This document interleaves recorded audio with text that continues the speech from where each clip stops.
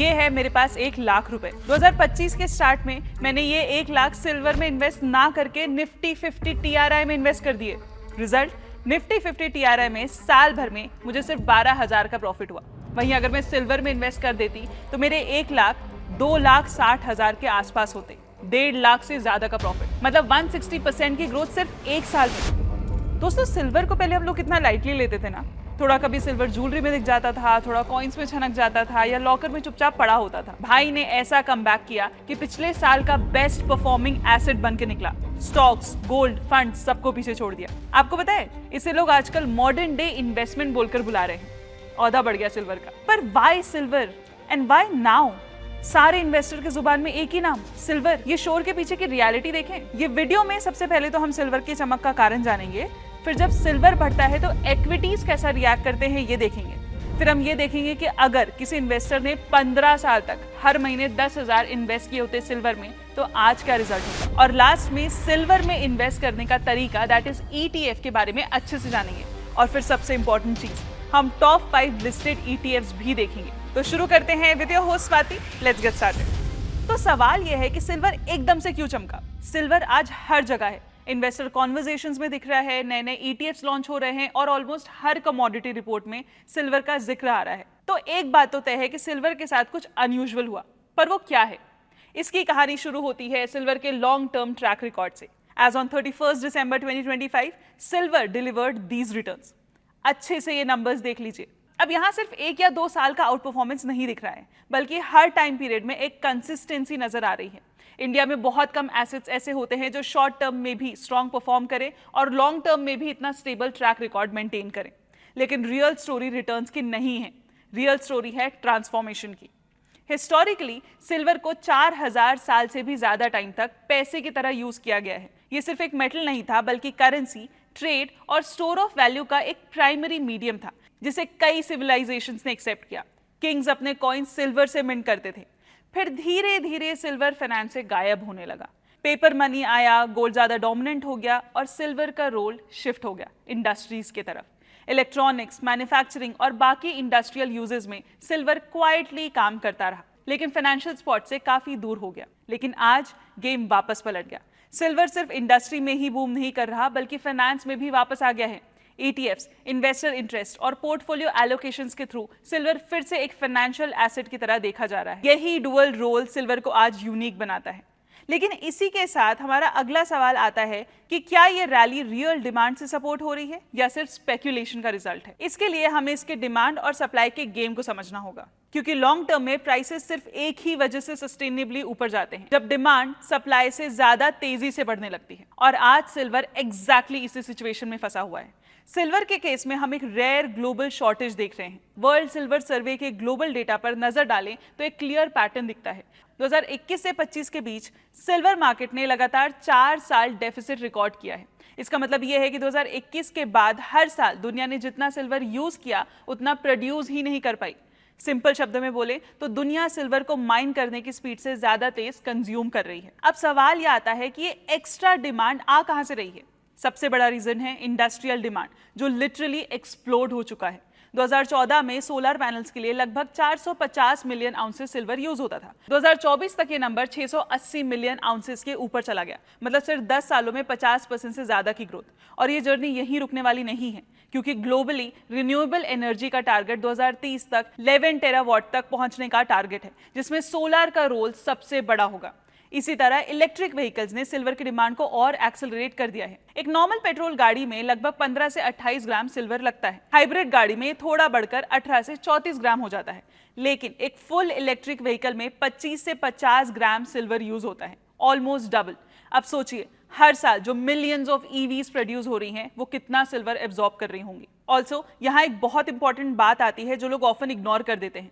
ये silver easily recycle नहीं होता। ये सोलर पैनल्स, सर्किट्स, बैटरीज और इलेक्ट्रॉनिक्स के अंदर लॉक हो जाता है। एक बार यूज हो गया तो ये सर्कुलेशन से ऑलमोस्ट गायब हो जाता है। मतलब डिमांड परमानेंट है, टेम्परेरी नहीं है। अब सप्लाई की तरफ आते हैं, और यही सबसे बड़ी प्रॉब्लम है।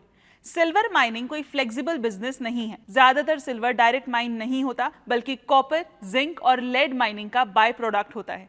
इसका मतलब यह है कि चाहे सिल्वर के प्राइसेस कितने भी बढ़ जाए, प्रोडक्शन को तुरंत इंक्रीज करना पॉसिबल नहीं होता। तो पिक्चर बिल्कुल क्लियर है। एक तरफ डिमांड रैपिडली ऊपर जा रही है और दूसरी तरफ सप्लाई रिजिड बनी हुई है। ये कॉम्बिनेशन किसी भी कमोडिटी के लिए लॉन्ग टर्म प्राइस सपोर्ट का परफेक्ट फॉर्मूला होता है। But guys, before you settle with this thought, एक और इनविजिबल फोर्स है जो सिल्वर को और ऊपर पुश कर रही है। ये पार्ट ध्यान से सुनना। सिल्वर के टोटल रिटर्न्स का एक हिस्सा एक्चुअली सिल्वर के डिमांड सप्लाई से नहीं बल्कि डॉलर से आता है। जी हाँ, सिल्वर ग्लोबली यूएस डॉलर में प्राइस होता है। इसका सिंपल मतलब यह है कि जब भी रुपी डॉलर के अगेंस्ट वीक होता है, इंडिया में सिल्वर के प्राइसेस ऑटोमेटिकली ऊपर चले जाते हैं, चाहे ग्लोबल सिल्वर प्राइसेस ज्यादा मूव करे या ना करे। अगर हम लॉन्ग टर्म परफॉर्मेंस कंपेयर करें तो पिक्चर और क्लियर हो जाती है। पिछले 10 सालों में सिल्वर ने यूएस डॉलर टर्म्स में लगभग 17.9% का सीएजीआर दिया है, लेकिन वही सिल्वर इंडियन रुपीस में देखे तो रिटर्न्स अराउंड 21.6% सीएजीआर रहे हैं।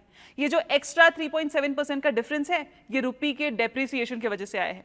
इसका मतलब ये हुआ कि सिल्वर इंडियन इन्वेस्टर्स के लिए नेचुरली एक करेंसी हेज का काम करता है। आपको ना तो ट्रेडिंग करनी है, ना टाइमिंग, ना कोई प्रेडिक्शन। बस रुपी जैसे जैसे वैल्यू लूज करता है, सिल्वर की वैल्यू रुपीस में वैसे वैसे बढ़ती जाती है। ये एक साइलेंट प्रोटेक्शन होता है जो पोर्टफोलियो के अंदर क्वाइटली काम करते रहता है। इसी वजह से जब इन्फ्लेशन बढ़ता है, ग्लोबल अनसर्टेनिटी होती है या करेंसी स्ट्रेस का माहौल बनता है, तब मेटल्स हिस्टोरिकली इक्विटीज से बेटर परफॉर्म करते हैं।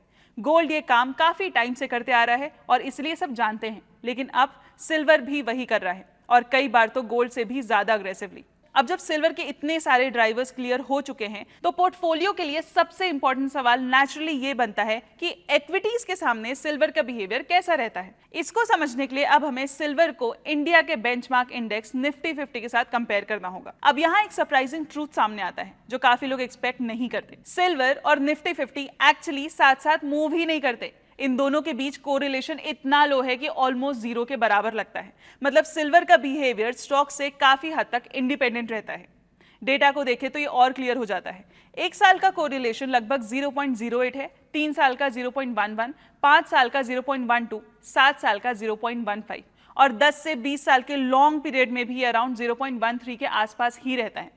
सिंपल शब्दों में बोले तो जब स्टॉक्स गिरते हैं तो ये जरूरी नहीं है कि सिल्वर भी गिरे, और जब स्टॉक्स ऊपर जाते हैं तो सिल्वर का अपना इंडिपेंडेंट ट्रैक होता है। अब रिटर्न्स को कंपेयर करते हैं।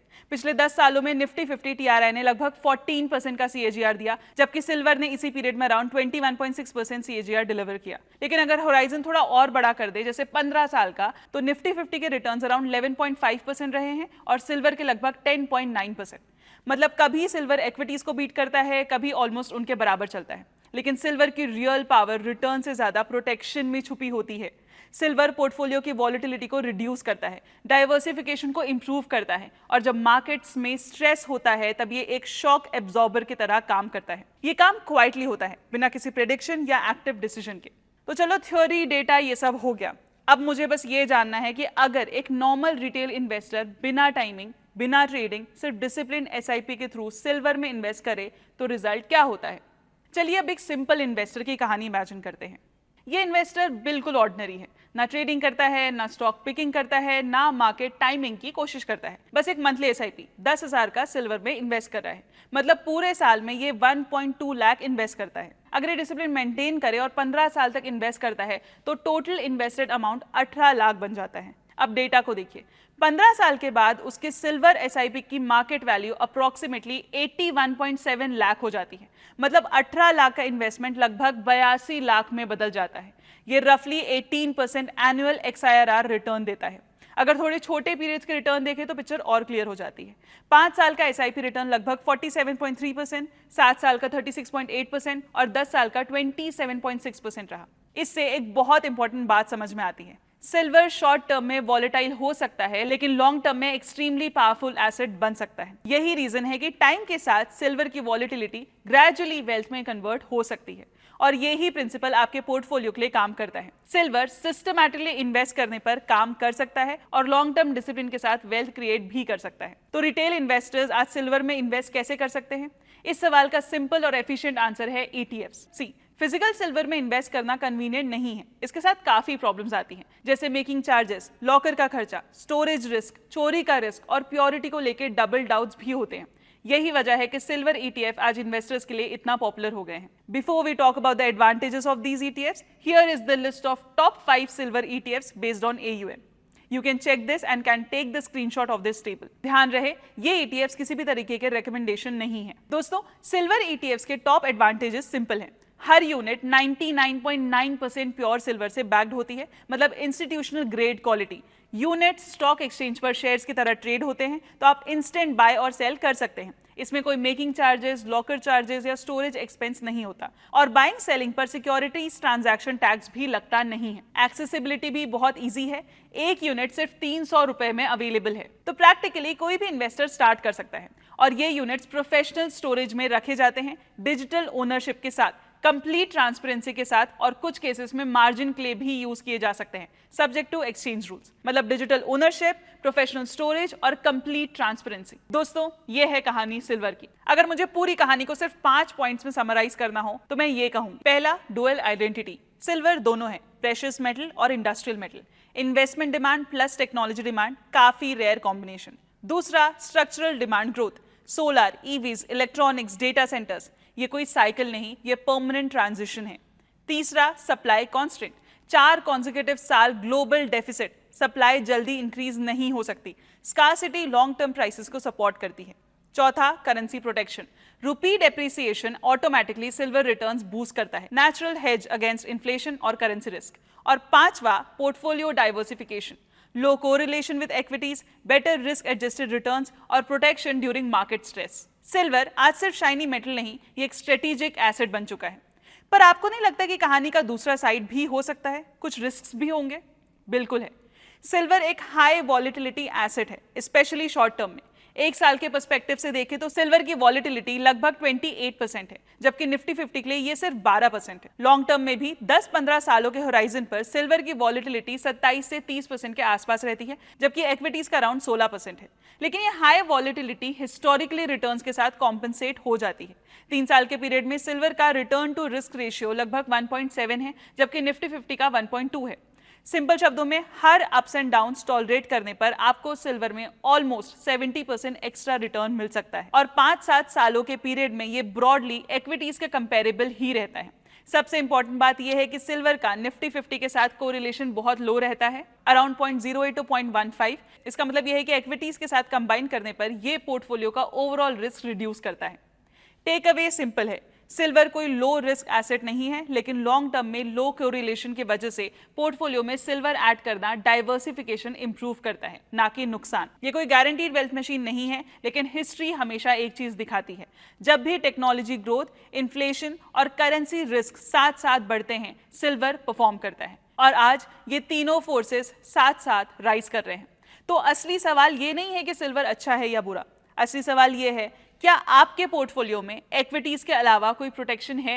क्योंकि जब अगला ग्लोबल शॉक आएगा, डाइवर्सिफिकेशन ही डिसाइड करेगा सर्वाइवल। वी होप ये वीडियो आपको ये समझा पाई कि सिल्वर सिर्फ ज्वेलरी नहीं है, बल्कि एक सीरियस मॉडर्न इन्वेस्टमेंट है। अगर ये वीडियो आपको यूजफुल लगा हो तो जल्दी से पहले लाइक करो, और उसके साथ शेयर करो जो आज भी सोचता है कि सिल्वर सिर्फ लॉकर में रखा रहना चाहिए। लेकिन चैनल को सब्सक्राइब करना मत भूलना, और कमेंट सेक्शन में बिल्कुल बताना कि सिल्वर को लेकर आपकी क्या राय है। मिलते हैं अगले video. Mutual fund investments are subject to market risks. Read all scheme related documents carefully.